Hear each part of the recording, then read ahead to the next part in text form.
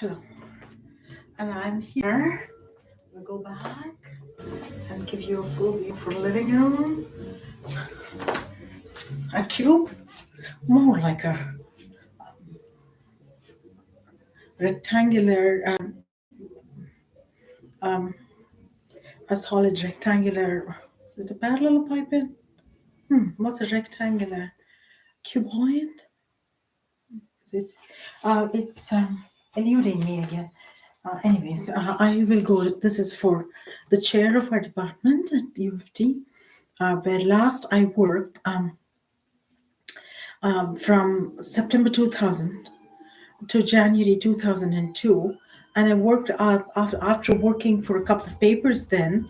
I worked for Agent Corporation from August 26th, 2002 to November 19th, 2002 with 1 week of severance pay followed by employment insurance afterwards until the end of the year. And on my way back with my child's son, my husband drove us back in my leased Mazda Protege, new leased Mazda Protege.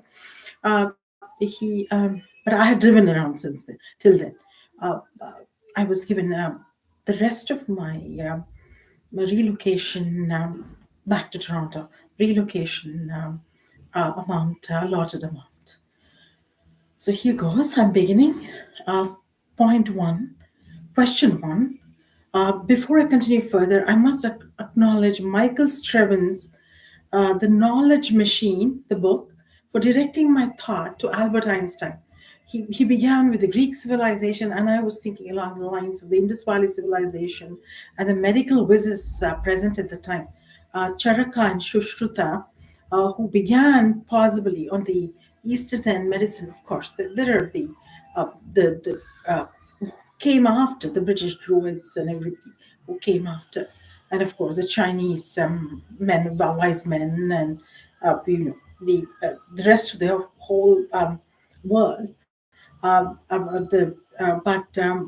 I thought, but then he spoke about the theory of relativity, Albert Einstein, and it struck me that this would be a nice area to ask a question in. So, yeah, and it flashed to me the theory of relativity.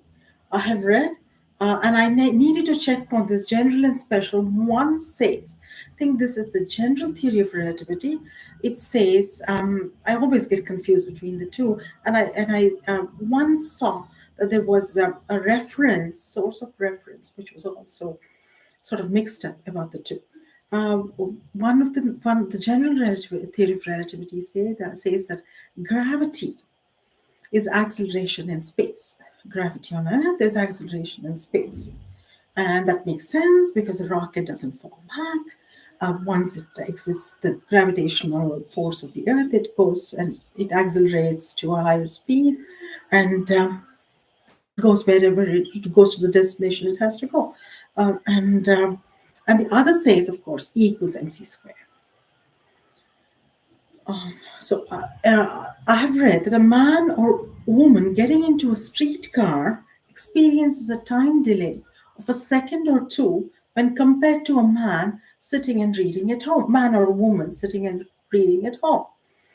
Being reminded of my older male cousin's book, The ABC of Relativity by Bertrand Russell, which I tried to assimilate during the summer vacation in my older paternal uncle and aunt's home in Bombay, now Mumbai, after my 8th grade exams, Mr.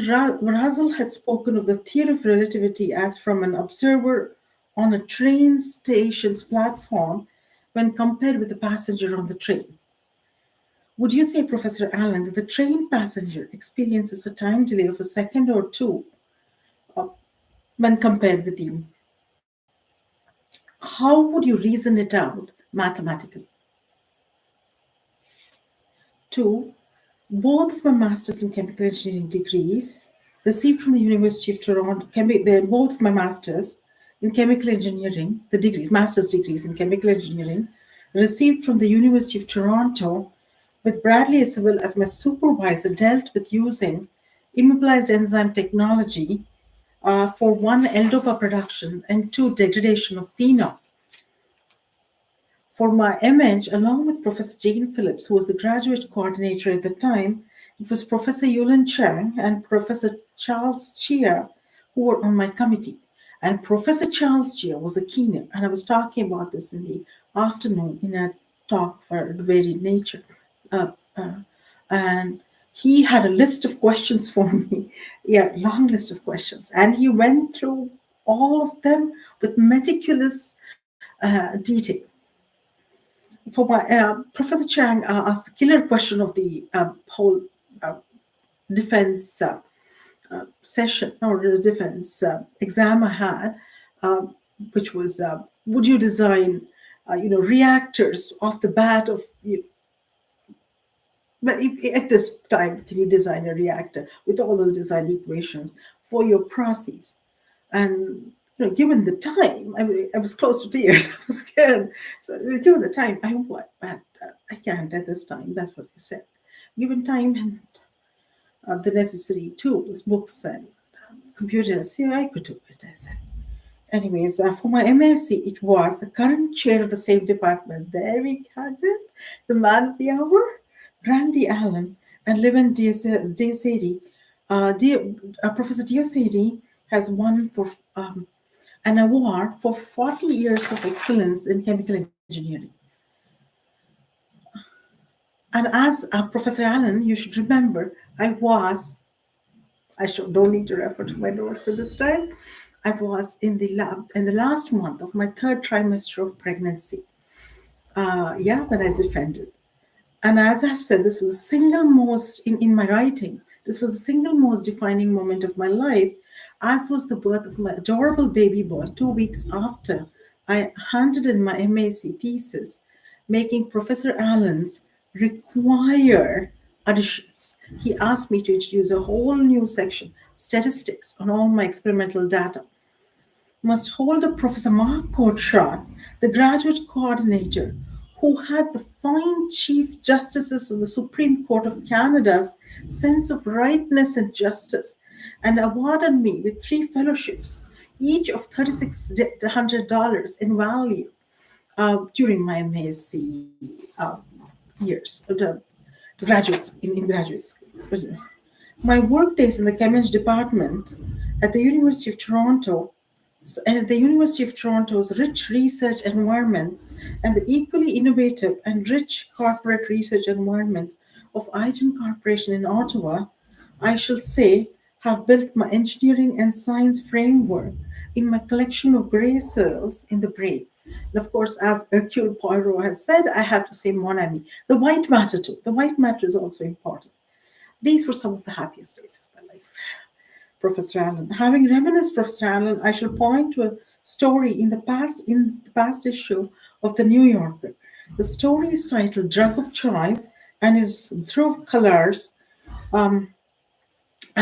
story. It's been written by Dhruv Kalar. I must make mention at this time in the previous issue of Al Pacino's essay, where he said he was a Shakespearean actor in the Bronx. He would read out speeches for the fun of it. You see these people, reading the gospel, giving out talks on the Bible, all over the U.S. with their microphone and their player, and that he was something like that.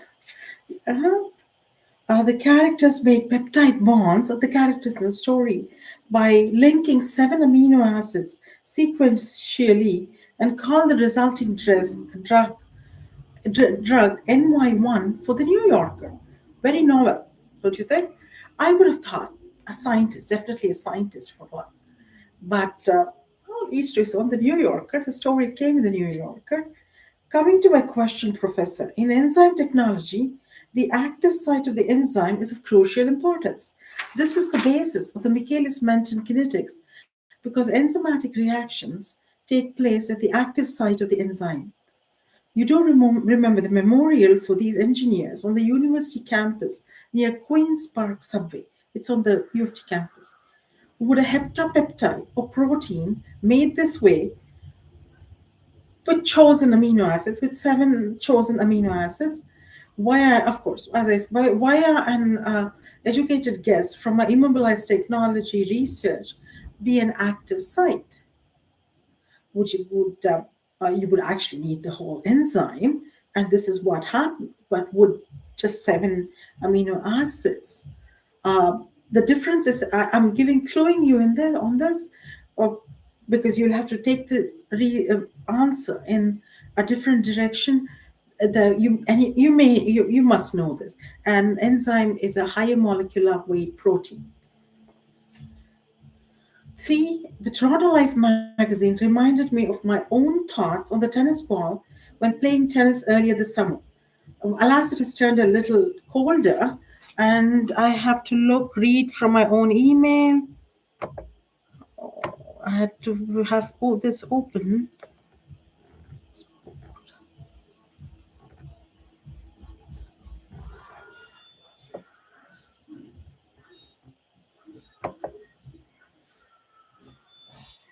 And I have to remind myself. I had 3 days of fun playing tennis, 2 days in the squash court, with answering shots for my own shots, and with a tennis racket, Roger Federer tennis racket, and tennis balls, Wilson and Rawlings. And I picked up pro pen and tried serves, and um,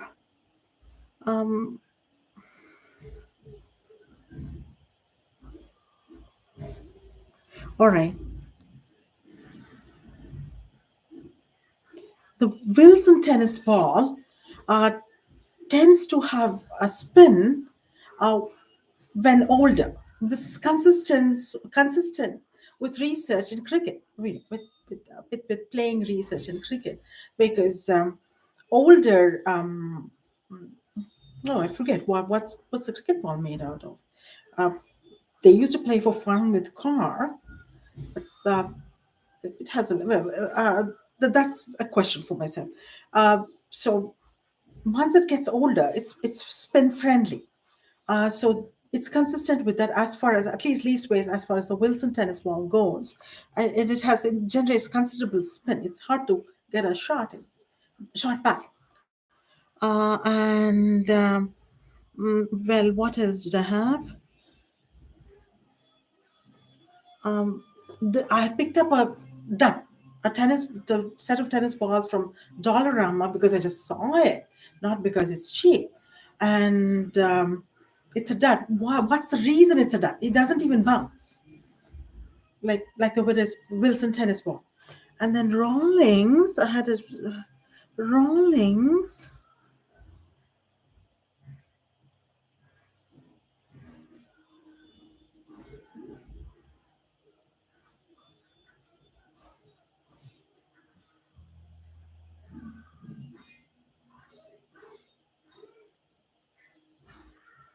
All right, my last is a tennis observation. If you need to make a nice drop shot or a cross court shot, then you need to, it's a tennis observation. So this is not a question for you. But the other two, Professor Allen, explain, as I have done on my two technical videos on the Summer Olympics 2024 held in Paris. I chose some sports and gave engineering explanations in the same way for both my observations. Please give your technical analysis and reach the same conclusion as I've done with playing. And lastly, my tennis observation, cross shots. You need to tilt the racket a little and you get a cross shot. It accidentally happened. But so that's my third question. And um, in okay, I wanted to observe three pieces of fine writing in the Toronto Life magazine, and before that, the headline "Blue Blooded," and it's all the headlines, or maybe just the observations, and this is the Toronto Life magazine. This you can get in Book City, but Walrus, which I have lined up for my next. Okay, you can get it in your. I'll read out the phrases I've chosen. The headlines in bold font, bigger font, is very catchy. I mean, good writing. That's all I wanted to say. Tennis memberships are passed on like sterling silver tea sets. Interesting connotation or simile. I must mention the older white neighboring ladies and the lone black lady in our neighborhood with children 5 years, 5 or more years younger than me. They've had tea served from a Hudson's Bay by a lovely sterling silver tea set, which speaks volumes about the support group in this Blue West Village neighborhood of ours. This niche area, at the like a cul-de-sac, Elora is the corner, and there's a sign there, here, and there's Birch View and Oak View and all, and you know, through the years, a support group, and I tea with something, of course, tea with something. You can just have them all just for tea, but sometimes they don't even, This was good. I went to great lengths. I wouldn't say great lengths, but back then it used to be because my son was growing up. So I kind of would like to say thank you to all these ladies, and since then I'm sort of trying to include the older men as well because they're all growing old. This So Remembrance Day, have something planned, but that's a while from now to actually plan. Before that, a car cake for the neighborhood children and maybe some munchies, something. Yeah. So I don't know. Is it God helping Himself to these munchies? It must stop, God. You must not take, because a slave will pay 40, 50, and then, God's just, is it God? A definite no, no, God. And the next phrase was tennis pedigree. I thought that's a nice one, tennis pedigree, particularly in families where it's passed on. Can't think of any.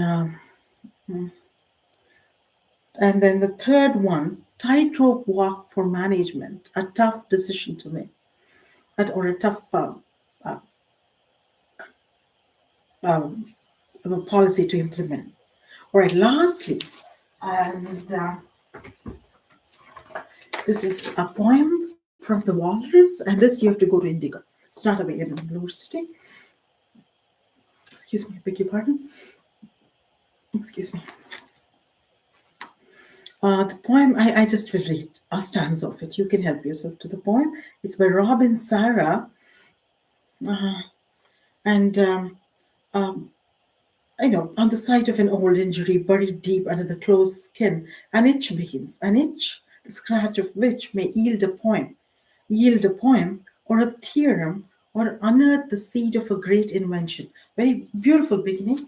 And I thought I would share a theorem of my own, which I've brought up on my YouTube webpage with reference to waffles, Belgian waffles, square waffles, or regular waffles, Eggo square waffles.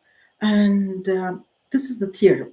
And Professor Allen, you will have to think of a seed you'll have to sow the seed for a great invention. So it would be, okay, this was the three colors.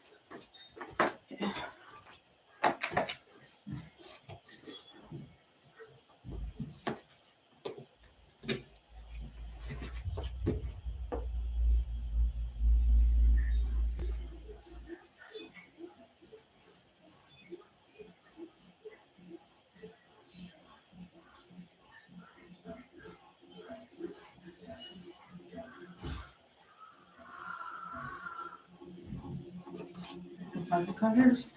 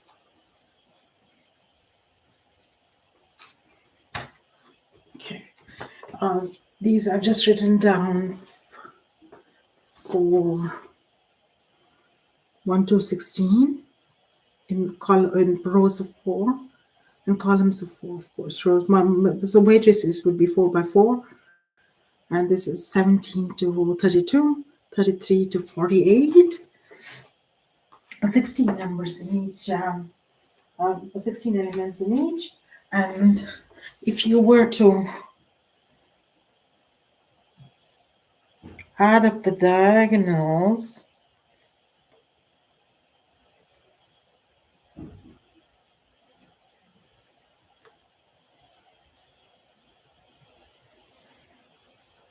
you were to add up the diagonals, then here these would be equal. Both the diagonals would be, the sum of all the elements on each diagonal would be equal. Here it would be 34, and on this one it is 98, and I think on this it's 162. Quickly look at my Excel page. Yeah, 162. It's 162. It's 162. So both the diagonals.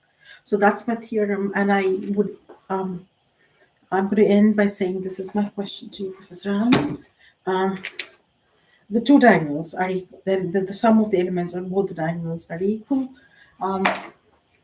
So this is a quantitative solution. This is my theorem. Either prove this analytically or sow the seeds for a great invention. All right. Thank you. Signing off. Gayatri B. Sitaram.